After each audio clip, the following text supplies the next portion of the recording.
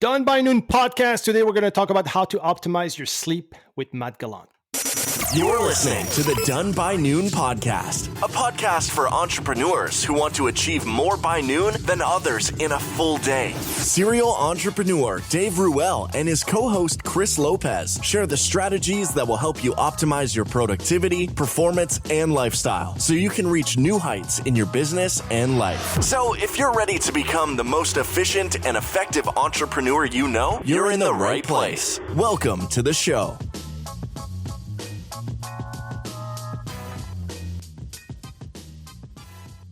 Dave without Lopez was in Mexico City today, but with Matty G, who's back on the podcast. My man. Matty G in the house. Matty G nonstop. Going, brother. It's going good, man. You know, we're talking about one of my favorite topics in the world, which is sleep. And I'm going to be honest, brutally honest. I need your advice today. So I'm a bit selfish about today's podcast because I need info on sleep. We talk about, sleep on the surface, I would say, you and I, when we do our cigarplexes together, and you give me some tips. I've been using the magnesium from Bioptimizers, which helped quite a bit, but I feel like I need to go to the next level now of sleep. And this is something, man, you've mastered over the years. I remember you started going deep and felt like you keep digging. You still go deeper and deeper. And every time I talk to you, you have something, something new and something interesting about, I would say the science of sleep. So, it's so what started your, I would say, your not obsession for sleep or sleep optimization, but what started the journey? Yeah, there was two key experiences. One was in my mid-20s, became obsessed with productivity. I was working 80 hours a week in the gym. I was training twice a day. I was recording a hard rock album. I was learning how to do copywriting. I remember tracking my kind of productivity time. It was between 100 and 110 hours a week. And I'm like, okay, well, I gotta start cutting down on sleep. So I figured, listen, I'm going to do it intelligently. I'm going to cut my sleep by 15 minutes every few days. And I felt pretty good for a few weeks. I went from 7 hours to 6 to 5. But when I got down to 4, that was it. I crashed and burned. It took me a couple months of sleeping a lot to recover. I read a book at that time called Power Sleep, and it was the first light bulb in my mind. So I started sleeping 8-9 hours a night, but my sleep quality was garbage. So let me jump almost like a decade ahead to my second big awakening, if you will.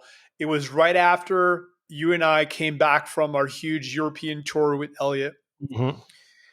And there was two things that happened. One, I got a body fat DEXA scan. My body fat at that time was 33%. 2, I got a hormonal test. My testosterone was down to the low 200s. Wow. And 3, there was one more thing. That's when Oura Ring came out. And it was saying that my deep sleep was between 0 and 15 minutes a night. Wow. And I remember I was sleeping 8-9 hours a night, and I would wake up feeling really groggy, feeling like almost hungover. And again, I didn't understand why I was sleeping enough. But again, when I started seeing the quality of the sleep, which is really the game, okay? If you're getting enough high quality sleep, you actually need less sleep, maybe 7 hours instead of 9. But I realized at that moment that the number one thing I can do that would literally level up my entire life on virtually every level was improving my sleep. I knew that, body comp wise, it would improve it because I started reading the research on fat loss and muscle building.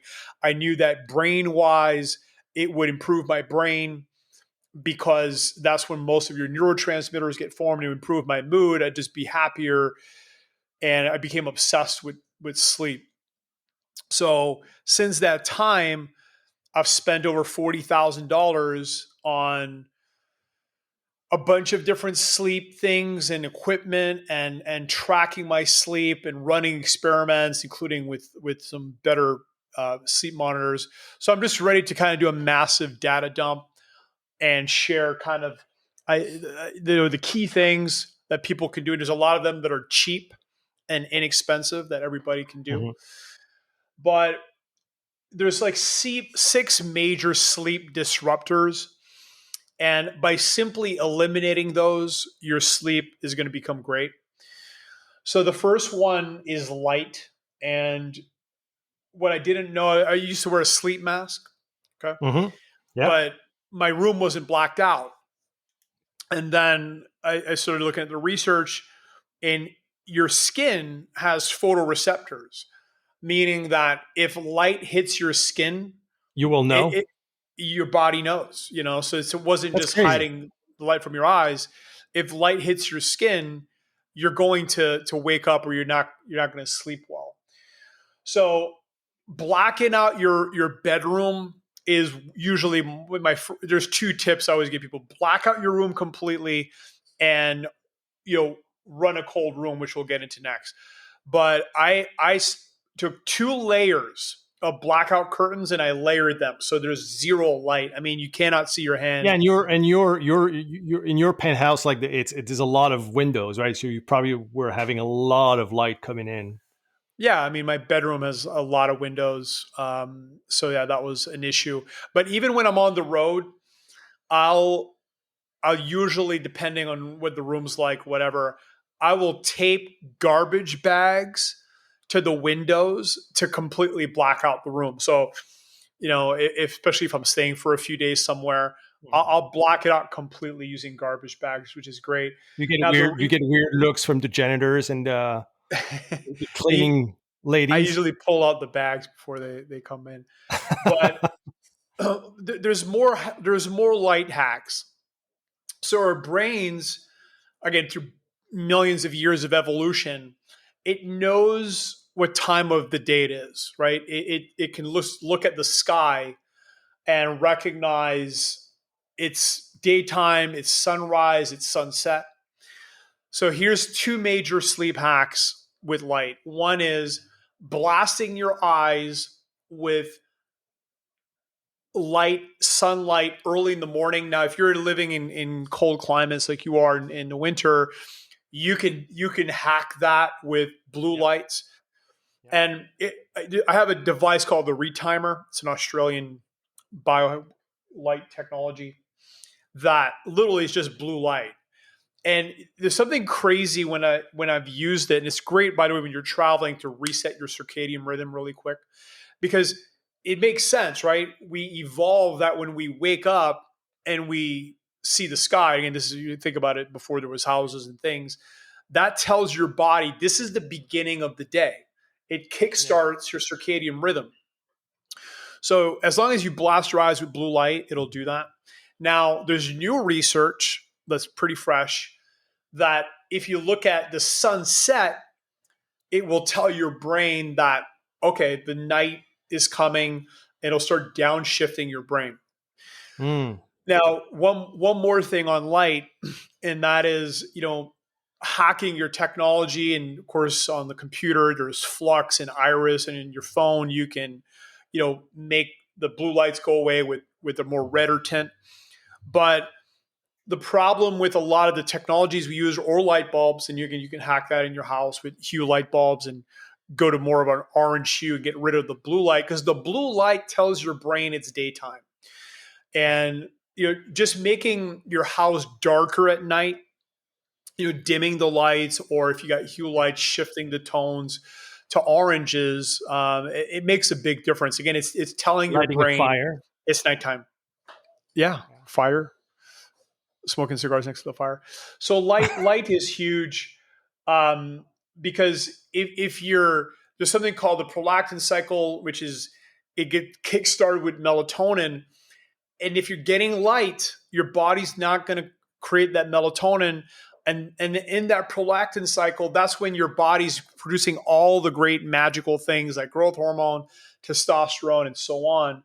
And that's why my body fat was at a record peak at that time, because my sleep was garbage. I was getting basically fattening sleep instead Do of, you attribute like your fat levels, your body fat levels, and your low testosterone to sleep mostly? yeah, 100%. Because again, almost all your hormones get produced while you sleep. Got it. So, it was just a direct reflection of my sleep. Because I was training, I thought I was eating pretty good. It wasn't like I was out of control with food, but the anabolic environment in my body was just horrendous. Yeah. All right, so that's sleep disruptor number one. Let's go to number two, which is temperature. Now, one of the reasons I used to wake up feeling hungover is I would lose 3 to 4 pounds of water a night. Now, I live in Panama, Mhm. and though keep in mind, I'm running an AC. Yeah, Okay, you got to I'm get running an it. AC, Mhm. and I was still sweating that much. Why was I Really? sweating that much?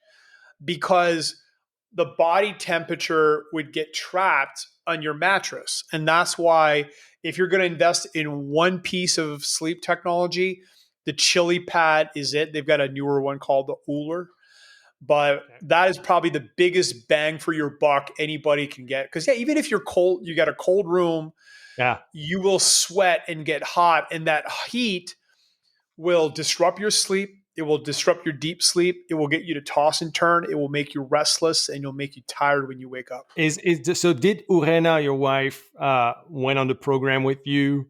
Was she on board, or how? Because I know for me and Corinne, Corinne likes a house that's warm, like 22, 23 degrees. I think it's insanity. I was raised in a house where it was never over 19 degrees, mostly 18 degrees, and I was sleeping. I agree. Like at 18, I sleep like perfectly.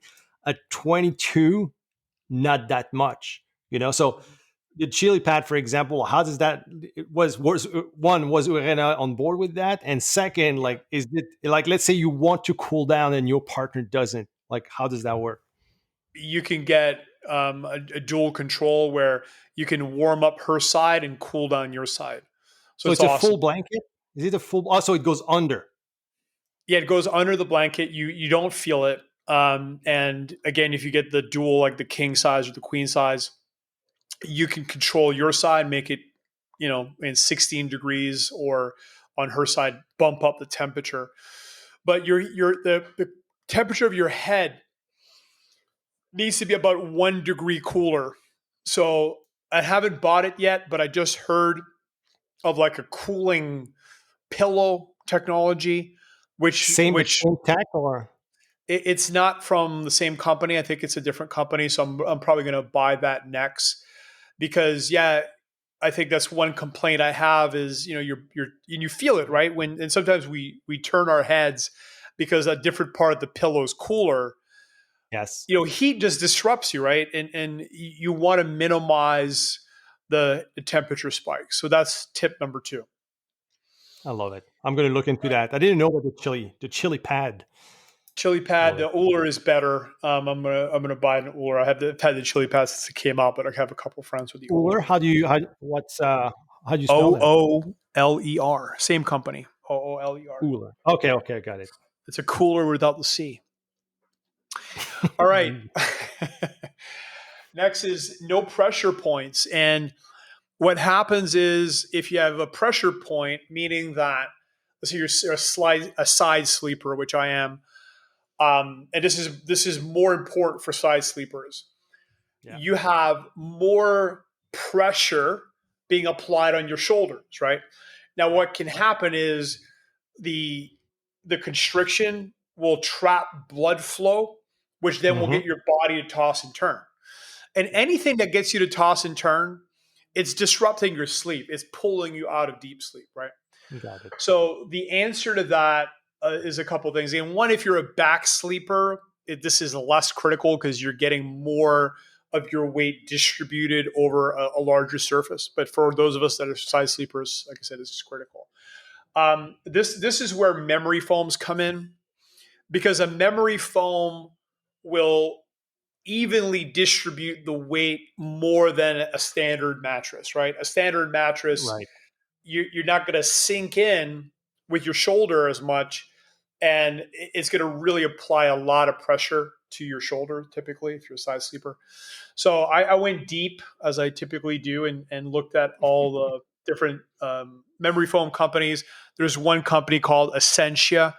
Again, no, I have no affiliation with them, but they're, in my opinion, the best one. Mm. There's no off gassing. They use a tree sap. They're Canadian, and I got a custom made one. And a couple rules on softness. One, the heavier you are, the more softness you need, because Mm. you want to be able to sink deeper and distribute the weight. Somebody who's lighter doesn't need as soft a mattress. Because that's I don't know if it comes with age or what happens is that it started probably last year when I would get numbness in my arm. Like I'm same thing. I'm a side sleeper. I sleep on my left side, and I would say twice a night I wake up and like literally like I need to revive my arm. Like I need to pump Yeah. blood in my arm because I don't know, like it just stops circulating. I never had that before, but this year like I realized and it disrupts my sleep 100%. So you're saying softer, Yeah. deeper, Yeah, so less because pressure. you got wide shoulders, you're a heavier guy, and you need that space. So people that have wider shoulders, if women have wider hips, they need more softness so Got that it. they can sink without getting that constriction. That is true. All right, sleep number four, tip number four, which is a free one, is consistently in early. So, and this is probably the one that frankly, the consistency part is probably my biggest Achilles heel in my personal sleep program. But if you go to bed at the same time and wake up at the same time, Hmm. your circadian rhythm gets just locked in, and it makes a big difference, and I've certainly experienced it when I am consistent. I feel better. I wake up, just more refreshed. When I start waking up a couple of hours early because it's the weekend, or I stay up late a couple of hours later because it's UFC and I'm watching that, I don't feel as good the next day. I just don't. Now, early is relative, and there's a great test called the Power of When Quiz.com. You just Google that, you'll find it. So what we know now, and there's been some more research that's come out even since that time, is that there's chronotypes. Like I've always been a night guy. My parents used to fight with me when I was like 4 years old to get me to go to bed. I just wanted to stay up all night. Yeah. And from an evolutionary perspective, this is just my theory, it makes sense that you would have a night crew protecting the tribe. If everybody's just a daytime person, you would get, you know, ransacked and probably killed at night. So you need people that are genetically wired for nighttime. And sometimes some people are just early risers and they're more daytime. So there's four main Yeah. chronotypes. And so that's why I say early is relative. I mean, you got some people like The Rock or whatever. He's going to bed at like 8 p.m. or 9 p.m. and wakes up at 3 a.m. Obviously, he's an early riser. I tried doing that, and it was one of the most painful things I've ever done. Like literally, I'd be in pain. Like my whole Yeah. my whole body would just be like, "Oh my god, what am I doing?" Almost like It works. a hangover It from hell. works if you're yeah. It only works if you're consistent with going to bed early, and that's the part that I find like hard. Like it worked, for example, for me last, and I did that when I was actually writing my book Done by Noon, and I was going to bed around 8:30, waking up around 4ish in the morning, and I had great sleep. And but that 3 to 4 like 3 hour window I had in the morning was highly productive, and I did that because first of all it was at the start of the pandemic, so there was no sports or anything like that, so I didn't have like I couldn't play, let's say play hockey. I play hockey usually twice a week at night, and that fucks up everything else, right? Because I can't go to bed at 8:30 if I'm playing hockey at 9. You know what I mean? So every single week that's what happened. So I was able to do that because I had nothing else. And then we got the kids, and the kids we get the kids like at 7:30 every night, so it really really helped for me to go to bed. And I was tired, I really wanted to go to bed at 8:30. But other than that, let's say I have hockey or I have something at night, or even if it's once or twice a week, I'm just like it throws me off. It just fucks me up completely with my sleeping pattern. So I think this works when you're very like The Rock, for example, very regimented with his work. And so if you're ready to do that, if you can do it. But I think that's the only case that it's going to work. But let's talk about what early means. So for me, again, because I'm a night person, Mm, it's around 11, 12. What happens is if I stay up, and this is true for all of us, if we stay up past optimal, our bodies will kick in adrenaline, cortisol. Why? Because you're probably, again, our bodies are thinking, well, I'm up. Maybe I need to defend the defend the tribe, and it produces adrenaline to give you energy, and that's when you get that second win at night. And I used to be kind of hooked on that. I used to love that feeling, but the problem is it really destroys your sleep. First of all, it's going to be a lot harder to fall asleep, and the quality of your sleep goes down quite a bit. So really trying to, and again, for me, it's around 11, 12. For some of you listening, it's maybe mm, 9, 10. It just depends. All right, sleep disruptor number 5. This is another one too that I used to do, and we both learned this back from our bodybuilding days, which was, hey, have a high protein meal before bed. Well, and this was one of the most shocking ones that I tested many, many times on the Oura Ring, mhm, and most people will report the same thing. If you eat, I'd say 3 hours before bed, it will disrupt your sleep. You really want to go to bed. Again, you don't want to go to bed hungry, so you want to make sure that your last meal satisfies you. But if you got food in your stomach, it will destroy your deep sleep, period. mm. And even, I'd say even 4 hours, guys like Jack Cruz says you need about 4 hours of not eating carbs or protein before bed. So you can have, for some people, a little bit of glucose, like I'm gonna say a little bit, like a teaspoon of honey or just a little Yeah. piece of fruit. It helps because it'll boost your serotonin, and serotonin is involved in the melatonin production. We'll talk more about that in a minute. So for some people, a little bit of carbs, but if you're eating any substantial amount of food, it will negatively impact your sleep. Now, one other tip too, and we have a lot of people that use Maslines and P3OM Mhm. and take it on an empty stomach before bed, and they wake up more refreshed. So it's kind of the opposite strategy. Hey, let's really clean. Let's make it completely easy for our digestive system to operate, and again, it tends to improve people's sleep. I agree, and Wade and I talked about it last time when we talked about digestion. But same thing, like having constant intake of enzymes, probiotic with every meal, and then again just before that, I take that with my magnesium, and yeah, big difference. And I realize that when I eat a big meal, let's say 100%, and I haven't tracked it with the Oura Ring or anything, but I know my sleep is shit. My sleep is shit when I eat too much before bed. All right, last one. It's downshift from the crazy beta brain train. So I don't want to get too deep into it, but our brains work off electricity, and there's something called beta brain waves, which, like we're in right now, we're talking, we're engaged. Now, some people, they get trapped. Now, when you start falling asleep, you go from beta down to alpha, down to theta, and you know that state where you're starting to dream, but you're a little bit awake. You're kind of conscious of the Hmm. dreams, but that's theta. It's called a hypnagogic state. And then if you have good sleep, you downshift down to delta. The problem is if you go to bed and you're in full beta brainwave mode, and that's what insomnia is, right? Yeah. Insomniacs can't downshift from beta down to alpha, which once you're in alpha, then you'll fall asleep. But they're really trapped again in the crazy beta brainwave train. Now, one of the reasons that happens is that people's nervous system is kind of trapped or locked into the sympathetic mode, which is fight, flight, or freeze. And when you're trapped there, there's a beta brainwave component.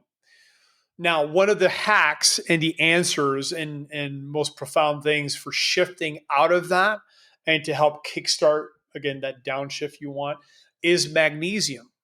Hmm. So I hit a level of burnout where I couldn't drink coffee anymore. Like it would instantly frazzle me. Like my nervous system was just pushed to the max and depleted, and I was trapped there. And it's a really bad place to be. Wade as well experienced that, and it's most of us have experienced that. It's a really bad place to Hmm. be. But I heard from Charles Poliquin, one of the greatest strength coaches of all time, and two other guys, Mercola and our good friend Clayton.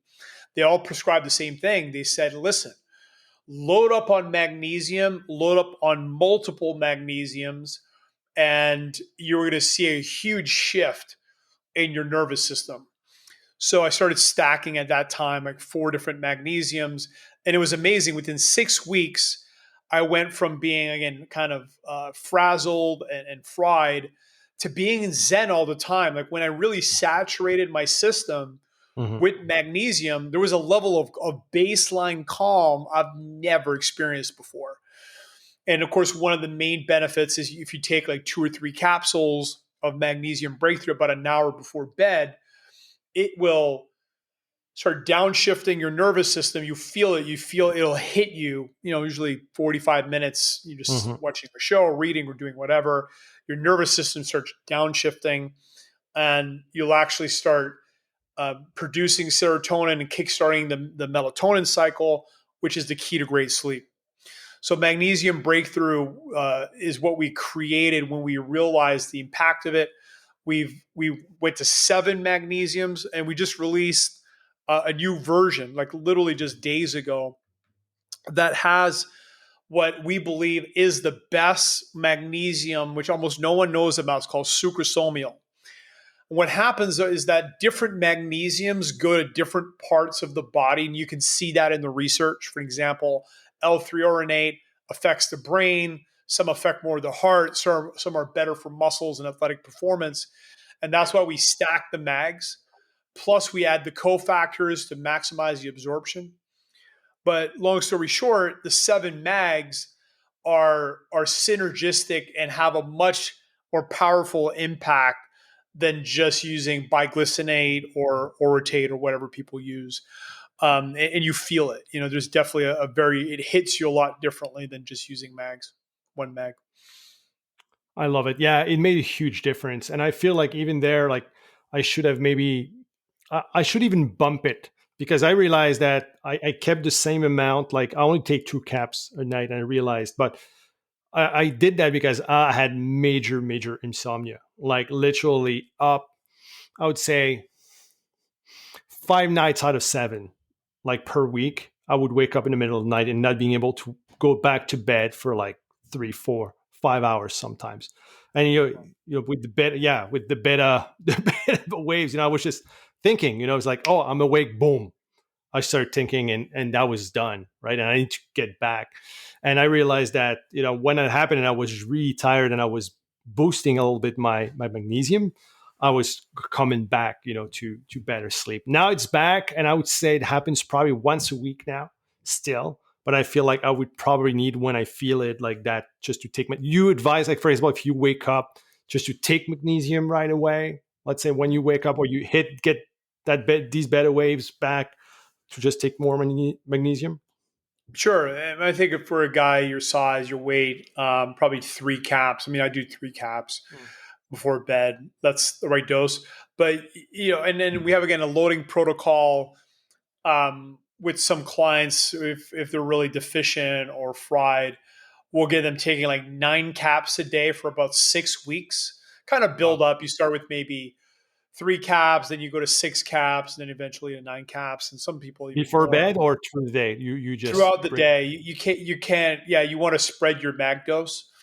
But for you, probably say at 3 caps for bed, maybe 1 in the morning. And, it's really powerful when you add, let's say, a magnesium breakthrough cap with the coffee or whatever your people's favorite stimulant is, because it really smooths out the jitteriness or the angst or whatever the kind of the negative side effects are that some Yeah. stimulants create.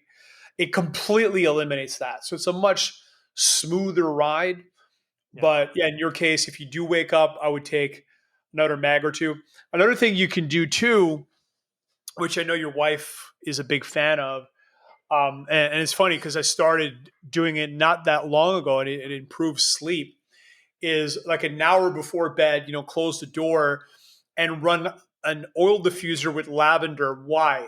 Yep. Lavender will increase alpha brain waves and help get you out of the crazy beta brainwave train. Now, you don't want to run the diffuser all night because it will, again, you'll oversaturate your system. But running it for like an hour before, so you maybe an hour during sleep, so you run it for like 2 hours, that will get you to fall asleep faster and help improve your whole sleep cycle. So Mag Breakthrough Lavender Oil Diffuser is a great stack. Yeah, I feel like in my case, it was just, it's a combination of a lot of things. And the mag improved it drastically. I feel like the things I need to work on now are coolness of the bed. So it's winter here, and I realize that this same thing in the house. The house is colder actually, like, in the summer because, we got AC, and it's warmer in the winter here because we have to heat the house quite a bit. It's super cold here in New Brunswick. So I don't sleep that well in warm in a warm room. The lights definitely, and the pressure points, because I get my arm numb like once or twice a night. So lack of deep sleep, and I think that's going to complete the going to be the hat trick that's going to get my sleep back Yeah, optimized to normal. yeah, and it literally improves every aspect of your life, like every aspect. I mean, if you're in a better mood, your relationships are better. You're a better leader. You're a better decision maker.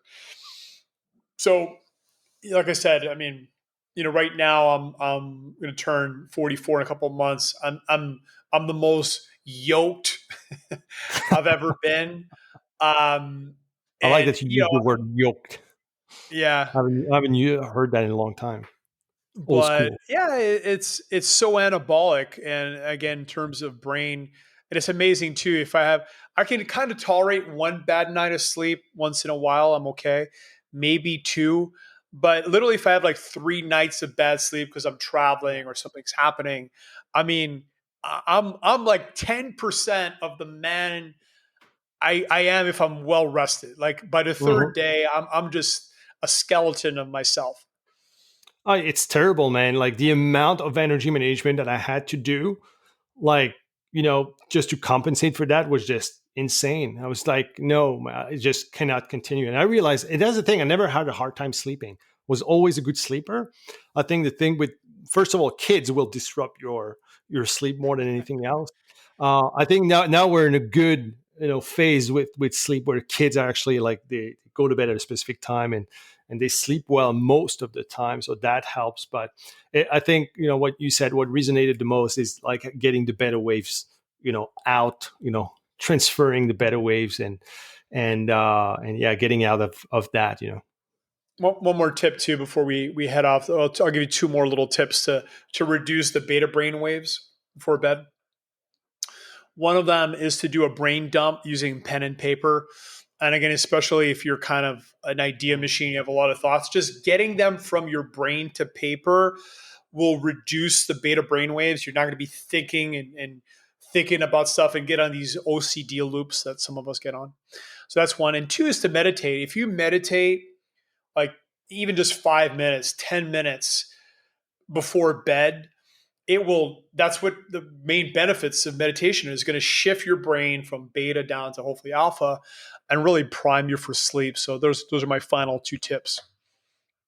Love it, Medj. You're well. I feel like we could go super even deeper on sleep, but I think that's a good starter pack.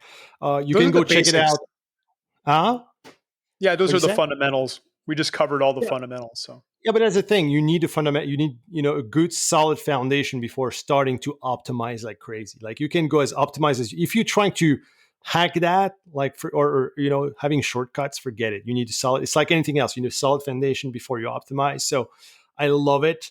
You can go check it out. ethic.co/sleep for all the resources.